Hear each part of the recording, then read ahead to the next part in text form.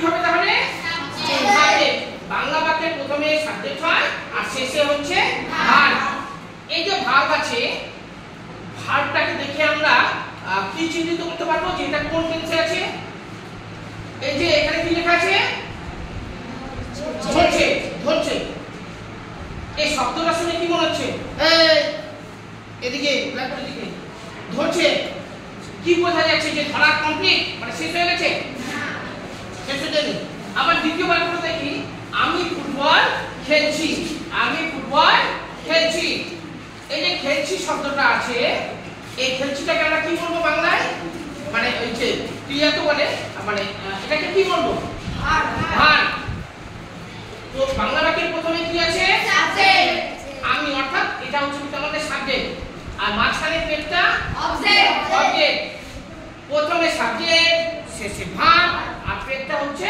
Object clear হলো অর্থাৎ এই যে আমি ফুটবল খেলছি এটা কোন টেন্সে আছে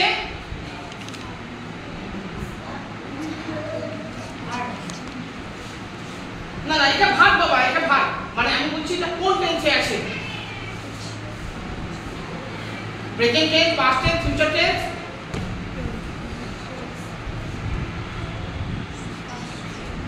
বলো বলো পাস্ট টেন্স আমি ফুটবল খেলছি খেলছি খেলা কি শেষ হয়ে গেছে খেলা শেষ হয়ে যাবে তার পাস্ট টেন্স হবে না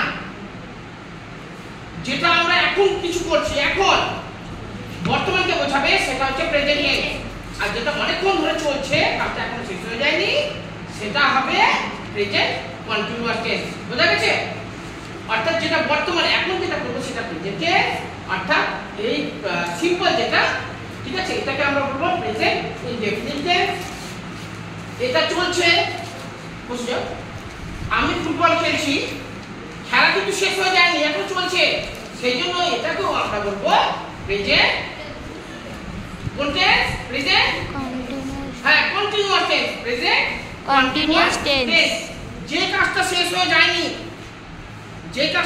যায়নি এখন চলছে সেটা হচ্ছে প্রেজেন্ট কন্টিনিউয়াস টেন্স যে কাজটা শেষ হয়ে গেছে সেটা বাবা পাস্ট টেন্স এখানে যদি থাকতো আমি ফুটবল খেলেছিলাম থাকতে দেখো খেলা শেষ হয়ে গেছে না খেলেছিলাম আমি ঘুমিয়েছিলাম আমি খেয়েছিলাম এই ধরনের শব্দ যদি থাকে অর্থাৎ যে কাজটা শেষ হয়ে গেছে আমি স্কুলে আসার সময় দুটো রুটি খেয়েছিলাম অর্থাৎ ভাতের জায়গায় হচ্ছে আমি রুটি খেয়েছিলাম এটা কোন টেন্স হবে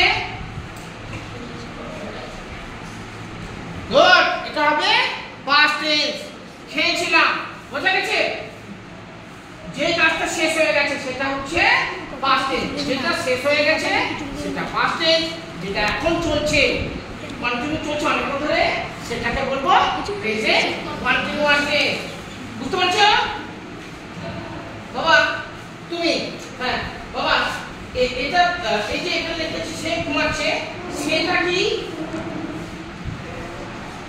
বাংলা বাক্যের প্রথমে কি থাকবে সাবজেক্ট তাহলে সেটা কি হবে সাবজেক্ট আর শেষে কি বলছিলাম ভার্ব তাহলে ঘুমাচ্ছেটা কি হবে ভার্ব মাঝখানে কি আছে কিছু আছে অর্থাৎ এটাতে কিন্তু বাবা অবজেক্ট নেই অনেক সময় এই ধরনের বাক্য থাকে যে যেখানে অবজেক্ট থাকে না সে ঘুমাচ্ছে সে খাচ্ছে সে চলছে সে হাঁটছে এগুলোতে সবগুলোতে সাবজেক্ট আছে আর ভার্ব আছে কিন্তু অবজেক্ট নাই বোঝা গেল এই বুঝতে পেরেছো একেবারে পরিষ্কারভাবে মনে রাখো বাংলা বাক্যের প্রথমে সাবজেক্ট শেষে ভার্ব বাংলা বাক্যের প্রথমে সাবজেক্ট শেষে ভার্ব আর মাঝখানে অবজেক্ট পেজ হচ্ছে অবজেক্ট এইভাবে মনে রাখবে পেজ মানে পেজ যদি না থাকে তাহলে অবজেক্ট নেই দেখো এটা সাবজেক্ট ভার্ব আর এখানে অবজেক্ট নাই মানে পেজই নাই খাইনি বুঝতে পারছো বাবা বুঝতে পারছো আমি একটা নিয়ম শিখিয়েছিলাম না প্রেজেন্ট কন্টিনিউয়াস টেন্সে ঠিক করে মনে করে দেখো প্রথমে কি বসাবো আমরা ইংরেজিতে ফর্মুলাতে হ্যাঁ না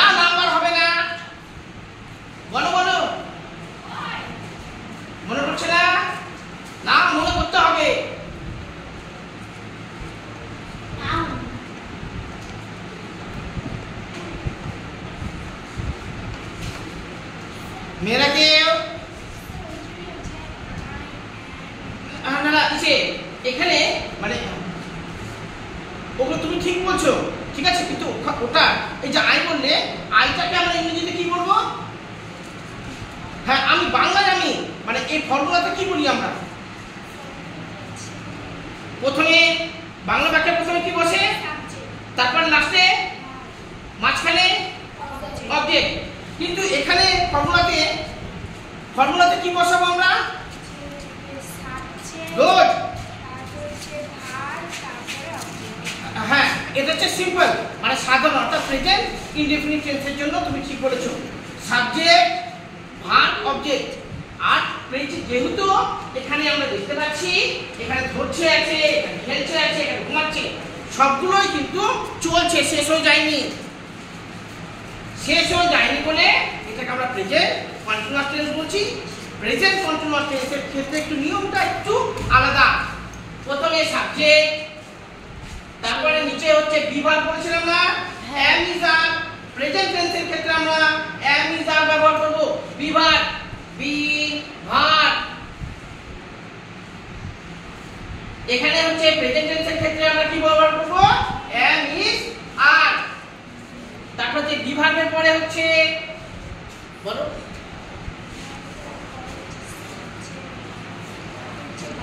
হ্যাঁ ভার্বের সাথে আইএনজি, ভার্বের সাথে আইএনজি যোগ করব। ভার্বের সাথে আমরা কি যোগ করব? আইএনজি, ঠিক আছে। আর সবার শেষে কি বসাবো? Object, object. বোঝা গেছে? এই নিয়ম অনুসারে যদি আমরা এগুলোকে বসিয়ে দিই তাহলে আমাদের প্রেজেন্ট কন্টিনিউয়াস টেন্স কিন্তু কমপ্লিট হয়ে যাবে। বুঝতে পেরেছো?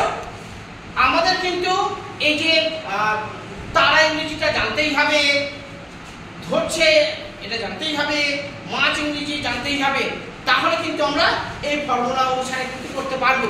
বুঝতে পেরেছো? এই প্রেজেন্ট কন্টিনিউয়াস টেন্স যদি আমরা বুঝতে পারি যে এটা প্রেজেন্ট কন্টিনিউয়াস টেন্সে বাক্য রয়েছে, তখন আমরা এই যে নিয়মটা আমি তোমাদের বললাম এই নিয়মটাই কিন্তু এই নিয়মের মাধ্যমেই আমরা পূরণ করব। বোঝা গেছে? এবার আমরা এক নম্বরটা করি। এখানে 3 লিখেছিলাম, 3। তারা মাছ ধরছে। তারাটা কি? সাবজেক্ট। তারাটা হচ্ছে সাবজেক্ট। ওখানে সাবজেক্ট আছে, প্রথমে সাবজেক্ট বসাবো। তারাটাকে ইংরেজিতে কি বলবো?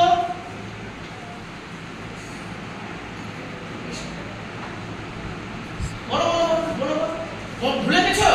এর আগে সপ্তাহে কিন্তু আমি তারা করেছিলাম। তারা ইংরেজি কোনটা? TH। মনে পড়ছে না? বলো বলো বলো।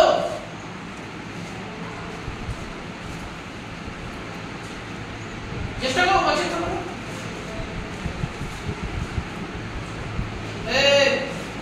TH, তারপরে E না বা THEY, দে। দে মানে তারা, দে মানে তারা, দে। দের পাশে কি বসাবো? am is are। আয়ের পাশে সবসময় যেমন am বসে, দের পাশে কি বসাবো?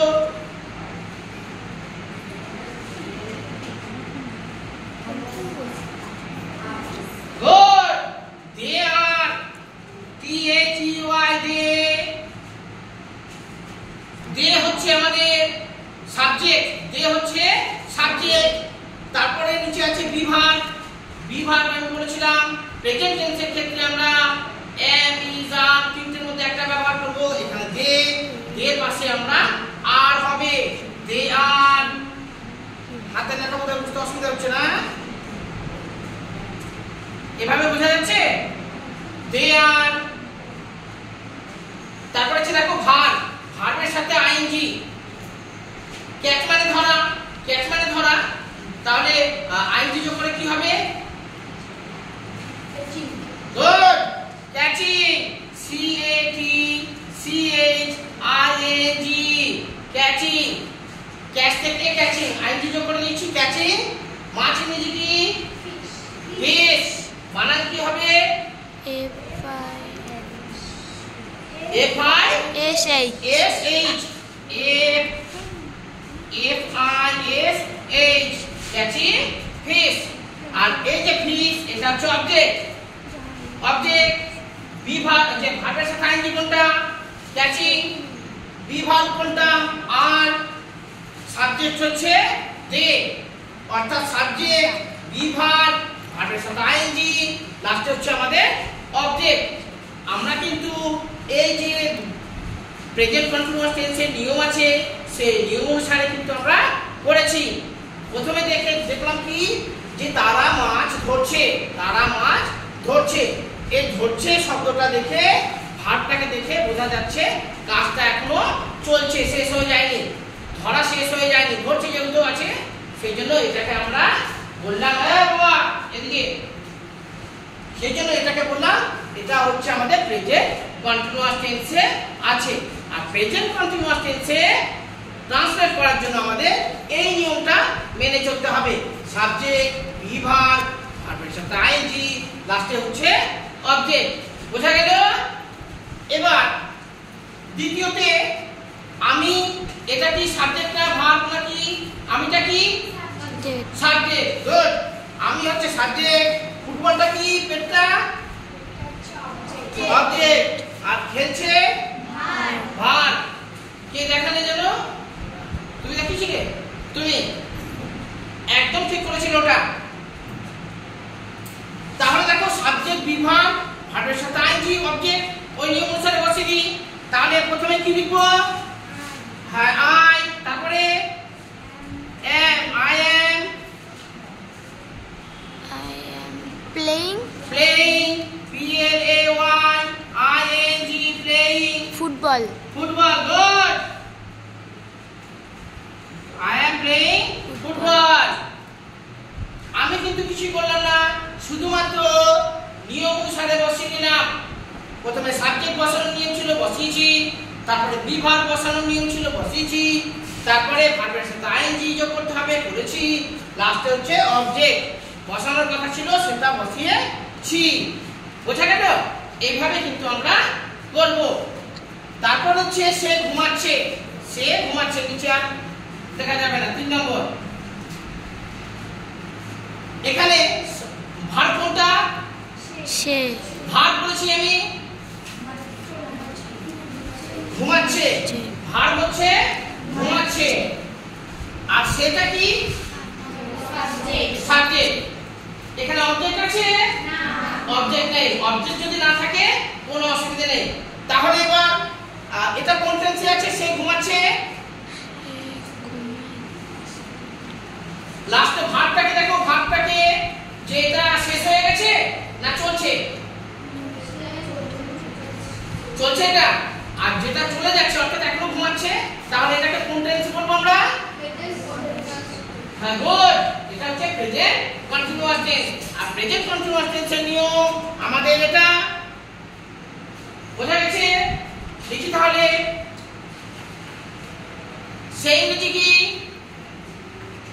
এটা তো সাবজেক্ট, প্রথম বসে থাকবে, বলো সেই ইংরেজি। এই জি ওটাকে হি বলবো আমরা, ঠিক আছে? এই জি হি। হি। তারপর হচ্ছে বিভাগ কি বসাবো? হি এর পাশে প্রেজেন্ট টেন্সের ক্ষেত্রে বলছিলাম am, is, are। গুড। এখানে কি বসাবো? is, he is। তারপরে ঘুমাচ্ছে ইংরেজি কি? সাবজেক্ট বিভাগ। এটা সাবজেক্ট, এটা বিভাগ। তারপরে হচ্ছে ভার্বের সাথে আইএনজি। বলো বলো বলো, মনে পড়ছে না? S L Sleeping, sir. Sleeping. Good. Sleeping. Sleeping, S-L-E-E-P-I-N-G, sleeping. He is sleeping. সে ঘুমাচ্ছে। He is sleeping. আমি আবার রিপিট করছি। বাংলা বাক্যের প্রথমে সাবজেক্ট, শেষে ভার্ব, আর পেটটা হচ্ছে অবজেক্ট।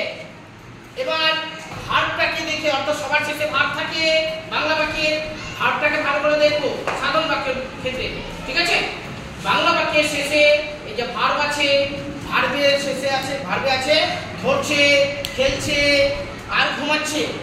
ধরছে, খেলছে, ঘুমাচ্ছে, চলছে, খাচ্ছে, পান করছে, উঠছে, এই ধরনের যদি শব্দ থাকে, অর্থাৎ যে কাজটা এখন শেষ হয়ে যায়নি, চলছে কাজটা, সেটাকে আমরা প্রেজেন্ট কন্টিনিউয়াস টেন্সে বলবো, প্রেজেন্ট কন্টিনিউয়াস টেন্স।